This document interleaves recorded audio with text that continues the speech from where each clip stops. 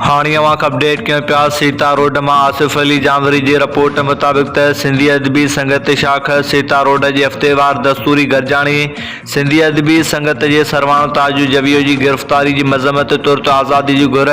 तफ़सील मूजिब सिंधी अदबी संगत शाख सीता रोड की हफ्तेवार दस्तूरी गरजाणी सीनियर शायर बचल बेवस सेताई की सदारत हेठ थी गुजरी, जैसी कार्रवाई शाख के सेक्रेटरी आसिफ सेताई हलाई। गरजाणी में आसिफ सेताई, बचल बेवस सेताई, कमर भान, वसीम आकाश सेताई, आजिज फ़हीम सेताई, हलीम सेताई, इनाम उन्नड़ अनवर सेताई, सलेमान सुमरो शरीक थी पैंजू नखूर तखलीक़ूं इसलाह पेश क्यों, जैनी तनकीद जो जायज़ो वरतो वे जैसे त गरजाणी में सिंधी अदबी संगत सिंध जो सालार ताजु जवियो की गिरफ्तारी की खबर पवण शर्ती संदस की गिरफ्तारी खिलाफ मजम्मती ठारा पेश कंदे मंजूर कंदे खेसि तुर्त आज़ादी की घुर कई वे। उन मौके ते सदारती खिताब कंदे वक्ती सदर चयो त शायर क़ौम जो आइंदी जो आइन हूंदा आहिनि। हिकु अदीब न सिर्फ़ वक़्तनि जी दॿिड़ में फाथल क़ौम खे निकिरण जा ॾाह ॾींदो आहे, पर संदसि जो ॿांह ॿेली थी मैदान पिणु मल्हाईंदो आहे। अहिड़नि ई किरदारनि मां सिंधी अदबी संगत सिंध जो मरकज़ी सालार ताजु जवियो हिकु आहे। हू धरती ऐं धरती धड़नि जे अहजनि खे पंहिंजो सम्झंदे संदसि हल जे लाइ